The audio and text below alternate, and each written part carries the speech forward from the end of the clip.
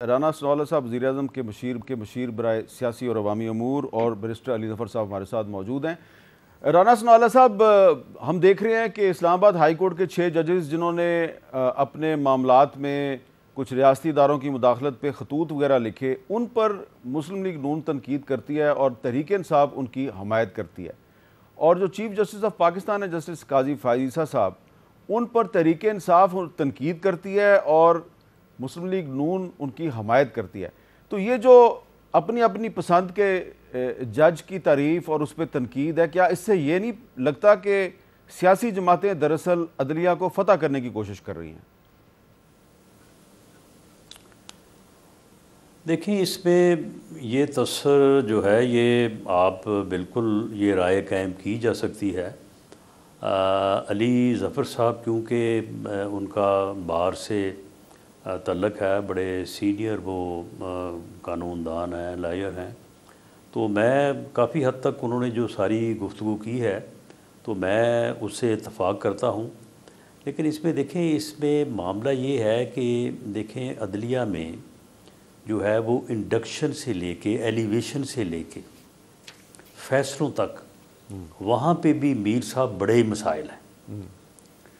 और मैं क्योंकि कुछ तकरीबन 7-8 साल जो है वो जुडिशल कमीशन का हिस्सा रहा हूँ एज़ लॉ मिनिस्टर पंजाब, और उसके बाद मैं 5 साल जो है वो पार्लिमानी कमेटी और जजेस अपॉइंटमेंट है उसका जो है वो मैं हिस्सा रहा हूँ। आप यकीन करें कि जो आला अदलिया में एलिवेशन का जो तरीक़ाकार है और जिस तरह से एलिवेशंस होती हैं, जिस तरह से चैम्बर्स की जो है वो पजीराई और सपोर्ट होती है, और उसके बाद पहले से ही मालूम होता है कि कौन साहब कहाँ से क्यों आ रहे हैं और आगे आके फिर जो है वो किस तरह से जो है वो अपने मामलात को आगे चलाएंगे। तो ये ऐसी वजूहात हैं जिन वजूहात की बुनियाद के ऊपर किसी एक मुअज़्ज़ज़ जज के ऊपर जो है वो उसकी बैकग्राउंड के हवाले से जो है वो बात की जा सकती है। और फिर फ़ैसलों में भी बाज़ औक़ात जिस तरह से अली ज़फ़र साहब ने भी 1-2 हवाले दिए हैं, तो उसमें भी कुछ चीज़ें ऐसी हैं कि उनके ऊपर भी जो है वो एतराज़ जो है वो हो सकता है। बाकी जो 6 जजेस ने जो प्रेशर्स की बात की है, उन्होंने तो एक प्रेशर की बात की है ना, यहाँ पे कई तरह के प्रेशर हैं। मैं ख़ुद अपना वकालत के पेशे से ताल्लुक़ रखता हूँ। मैं ये बड़े यकीन से कह सकता हूँ, वसूख से कह सकता हूँ कि सबसे बड़ा प्रेशर तो जो है वो बाज़ की तरफ से होता है। आप यकीन करें कि जो डिस्ट्रिक्ट लेवल पे बार्स हैं, वहाँ पे आप जाके ज़रा हाल तो देखें कि वहाँ पे किस किस्म की जो है वो सूरत हाल है। तो अदलिया के ऊपर प्रेशर सिर्फ एक तरफ से या जिस तरफ इशारा किया जा रहा है वहीं से नहीं है, बाकी अतराफ़ से भी है, अदलिया के अंदर से है। क्या वो फ़ैसले जो 17-18 में हुए उनके ऊपर जो है वो अदलिया के अंदर से प्रेशर नहीं था? मॉनिटरिंग जज जिसने बुला के कहा था कि 14-14 साल सज़ा दो दोनों बाप बेटी को, तो वो अदलिया के अंदर से प्रेशर नहीं था? उस वक्त के चीफ जस्टिस का जो रवैया था, क्या वो प्रेशर नहीं था? तो ये सारी चीज़ें जो हैं इनको होलिस्टिकली जो है वो देखा जाना चाहिए। और उसके बाद सबसे पहली बात तो ये है कि अदलिया जो है वो ख़ुद से, यानी एलिवेशन के अमल से लेके आगे तक अदलिया को पहले ख़ुद मजबूत होना पड़ेगा, इन चीज़ों से अबव होना पड़ेगा। तो उसके बाद फिर ये प्रेशर जो हैं वो एक तरफ से हों या 10 तरफ से हों तो उनको फिर फेस किया जा सकता है। अली ज़फ़र साहब, ये आप इस राय से इत्तफ़ाक़ करते हैं कि अदलिया जो है वो पार्लियामेंट को कहती है अभी अपने आप को मजबूत बनाओ, लेकिन जब तक जो सुप्रीम कोर्ट के जजेस हैं उनके अपने अंदर इत्तेहाद नज़र नहीं आता, वो खुद मुत्तहिद नहीं होते, तो अदलिया भी मजबूत नहीं हो सकती? हाँ मीर साहब, ये जो 6 जजेस ने जो ख़त लिखा, ये एक बड़ा सेंसिटिव और बड़ा हसास किस्म का मामला है और बहुत अहम है।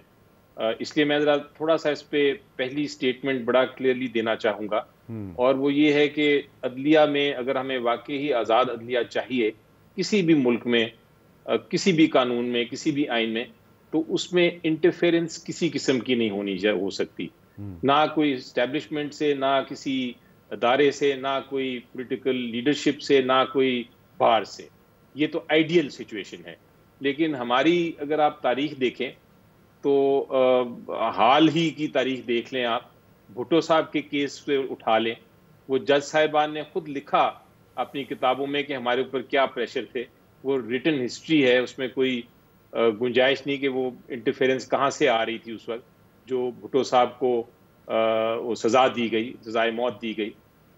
वो और उसके बाद फिर आप एग्जाम्पल ले लें, ये कोई नई बात नहीं, एग्जाम्पल ले लें जो नवाज शरीफ साहब के ज़माने में जब बेनज़ीर भुट्टो साहिबा के खिलाफ केस चल रहा था तो लॉ मिनिस्टर ने किस तरह इन्फ्लुएंस करने की कोशिश की उस वक्त के, या जो उस वक्त के चीफ मिनिस्टर थे उन्होंने किस तरह इंटरफेरेंस करने की कोशिश की और कोर्ट्स को कहा कि आप सज़ा दिलवाएं। या आप वो एग्जाम्पल देख लें जब फिजिकली सुप्रीम कोर्ट के ऊपर अटैक हो गया था, आपको वो भी याद होगा वक्त जब सुप्रीम कोर्ट के ऊपर अटैक किया गया था एक पॉलिटिकल जमात से। तो ये इंटरफेरेंसेस हमारी होती रही हैं, लेकिन अब अल्लाह का शुक्र है कि एक वक्त आ गया है जब सारे हाई कोर्ट्स ने ये कहा है कि हमें वाकई हमारे साथ एक खास किस्म की इंटरफेरेंस हो रही है। तरीक़ेकार अब ये है दोनों तरफ से, मेरा ख्याल है चीफ जस्टिस साहब ने भी जो रिमार्क दिए दुरुस्त हैं। चीफ जस्टिस काजी फैज साहब ने रिमार्क पास किया कि जजेस को प्रेशर लेना चाहिए, और हमारी तारीख में जजेस प्रेशर लेते रहे हैं इस किस्म के, और बर्दाश्त करते रहे हैं, और फैसले कुछ गलत कुछ सही करते रहे हैं, तो वो भी ठीक कह रहे हैं। लेकिन दूसरी तरफ से मंसूर अली शाह साहब भी ठीक कह रहे हैं, उनकी ऑब्जर्वेशन भी दुरुस्त है जब वो कहते हैं कि कम से कम चलें माजी में जो हुआ वो हुआ, अब चूंकि ये मैटर आ गया है तो कोई ऐसा हम कोड ऑफ कॉन्डक्ट बनाएं कि ये मिनिमाइज हो जाए। इसको खत्म तो नहीं किया जा सकेगा जब तक पूरा मुआशरा खड़ा ना हो जाए, लेकिन मिनिमाइज हो जाए। बिल्कुल ठीक कह रहे हैं। ये अब सुप्रीम कोर्ट देख रहा है, मुझे उम्मीद है कि कम से कम कोई कोड ऑफ कॉन्डक्ट मुस्तकबिल के लिए तो ऐसा तय हो जाना चाहिए। हाँ, ये मेरा ख्याल है कि आप दुरुस्त कह रहे हैं। कुछ ना कुछ तो सुप्रीम कोर्ट को कोड ऑफ कंडक्ट बनाना पड़ेगा कि अदलिया को कोई भी इदारा, कोई भी स्टेट एक्टर या नॉन स्टेट एक्टर किसी भी तरीके से ब्लैकमेल ना कर सके, प्रेशराइज ना कर सके।